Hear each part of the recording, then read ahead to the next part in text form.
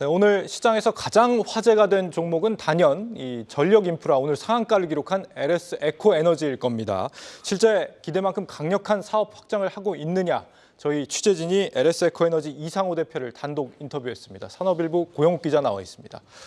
고 기자, 네. 이 LS 에코에너지가 얼마 전까지 LS 전선 아시아라는 이름으로 불렸는데 네. 일단 이 전력 수요 폭발 여기에 수혜를 지금 보고 있는 건 확실합니까? 네, 뭐 그렇다고 볼 수 있습니다. 이게 그 뭐 사업 내용을 보면은 좀 직관적으로 알 수 있는데요. 네. 그 LS 전선 아시아는 LS 이제 에코에너지죠. LS 에코에너지는 이제 2015년에 LS 전선의 그 베트남 사업을 출자받아서 세워진 회사고요.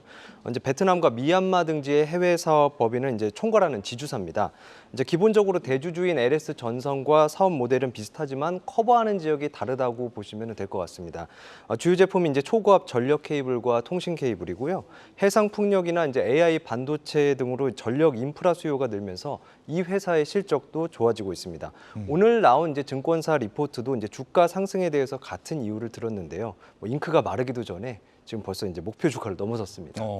그러니까 이미 1분기 실적을 통해서 뭐 기대감이 현실로 드러나고 있다라고 볼 수 있겠는데 네. 이상호 대표가 실제 이 전망까지도 얘기를 했다면서요. 네, 맞습니다. 네. 일단은 1분기 실적을 간단하게 조금 정리를 하고 넘어가면은 네. 매출액은 이제 1,800억 원, 그리고 영업이익은 97억 원을 기록을 했고요. 역대 이제 1분기 최대 실적입니다. 그래서 이게 어느 정도 늘어난 거냐? 매출은 이제 지난해 1분기보다 2%, 영업이익은 84% 늘었습니다. 당기순이익은 무려 이제 1,200% 넘게 증가한 80억 원입니다. 이게 영업이익이 매출에 비해서 크게 늘어난 건 이제 고부가 가치인 초고압 케이블 매출이 늘었기 때문입니다. 이 당기순이익은 재무 효율화 덕분에 지금 이제 크게 개선이 됐습니다. 금리가 높은 미국 달러 차입을 금리가 낮은 베트남 동 차입으로 전환한 결과고요. 그 순이자 비용만 20억 원 줄었습니다. 이상호 대표는 이제 올해 그 역대급 실적을 예고했습니다. 인터뷰 직접 들어보시죠. 덴마크 수주를 하였고요. 매출도 이게 올 연말 정도에 반영이 될 것 같고요. 그다음에 북미의 그 통신 케이블이 계속 어렵고 있는데 매출 회복세가 보이고 있습니다. 결론적으로는 올해 역대급 최고의 실적을 달성할 수 있을 것 같습니다. 네, 한마디로 뭐 계속해서 물이 들어오고 있고 거기에 맞춰서 계속해서 노를 젓고 있다 열심히 이런 얘기네요. 네, 맞습니다. 뭐 지난해 11월 그 사명을 LS 전선 아시아에서 LS 에코 에너지로 이제 바꾼 것도 어떻게 보면 말씀하신 것과 같은 맥락입니다. 그 이제 사업의 거점과 분야를 확대하는 취지고요. 이제 유럽의 해저 케이블 시장과 그리고 이제 히토류 사업에도 뛰어들었습니다. 해저 케이블과 영구 자석용 히토류 사업을 한다. 네. 일단 요즘 가장 핫하다고 하는 해저 케이블 이게 이제 초고압 케이블이 해저 케이블인 거죠? 네, 뭐 초과 케이블을 바다 밑에 깔면 해저 케이블로도 쓸 수 있습니다. 네. 이게 이제 뭐 말씀을 드리면 이제 전 세계 5곳 정도가 만들 수 있거든요. 생산할 수 있는 기업이 그 정도 수준인데 지금 이제 공급이 수요를 못 따라가는 상황입니다. 쇼티지 상황이고요. 지금 북미는 이제 LS 전선이 맞고 그다음에 LS 에코에너지가 유럽과 동남아시아 지역을 커버하는 그런 형식으로 이제 공략을 해나갈 계획입니다. 네. 그래서 LS 에코에너지는 유럽에 현지 합작 공장을 지어서 경쟁력을 이제 갖춘다는 전략이고요.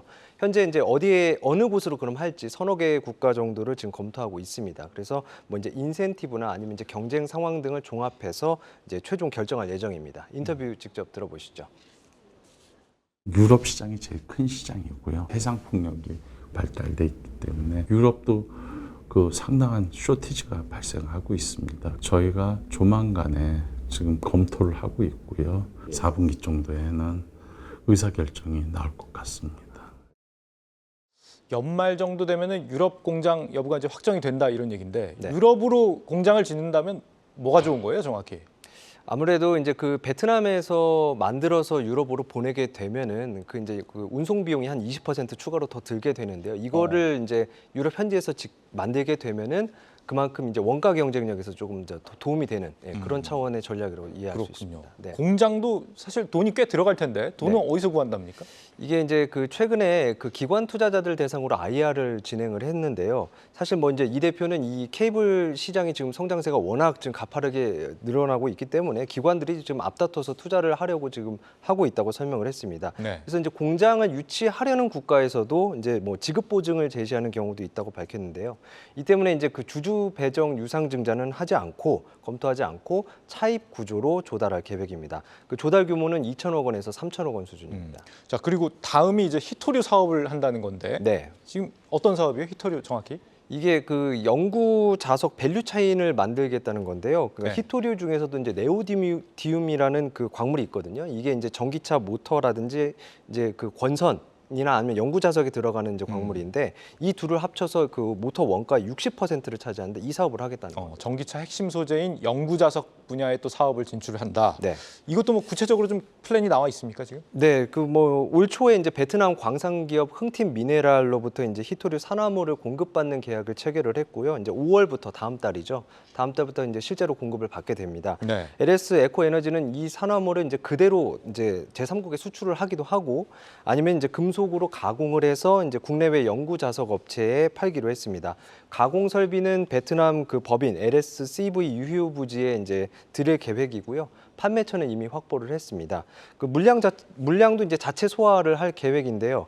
이제 독일 영구 자석 기업 바쿰 슈멜츠와 지금 국내 합작 공장을 짓기로 했습니다. 인터뷰 직접 들어보시죠.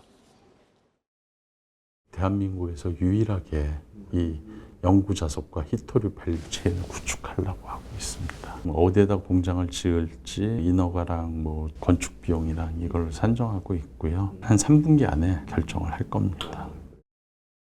그가 뭐 영구자석 관련주들 하면은 주로 국내에는 좀 소형주들밖에 없었는데 이번에 좀 네. 믿고 가볼 수 있는 종목이 생기는 거 아닌가 이런 기대감이 생깁니다. 히토류 쪽은 뭐 얼마나 좀 유망하다고 봐야 될까요? 이게 지금 그 전 세계에서 히토류 매장량 뭐 가장 많은 곳이 아시다시피 중국입니다. 4,400만 톤 정도 되고요. 2위가 2,200만 톤으로 지금 베트남이 꼽히고 있거든요. 이제 LS 에코 에너지가 지금 손잡은 흥팀 미네랄은 연간 한 그 1,000톤 정도를 생산할 수 있습니다. 그래서 금액으로는 1,000억 원, 그리고 전기차로 따지면 한 30만 대 분량입니다. 그 이 대표가 말하기를 이제 미국과 유럽 완성차 기업들이 가능하면 이제 중국 외 지역에서 생산한 이 영구 자석들을 쓰려는 추세가 좀 있다고 했는데요. 그 동안에는 어쩔 수 없이 이제 중국산을 썼는데 이제는 이제 대체 거래처가 생긴 것이라면서 일종의 좀 프리미엄이 붙을 것이라고 설명을 했습니다. 또 앞으로 이제 그 도시명 항공 모빌리티라고 하죠. 이 UAM에 들어가는 모터에도 이런 히토류가 들어갈 겁니다. 네, 잘 들었습니다. 산업일보 고영욱 기자였습니다.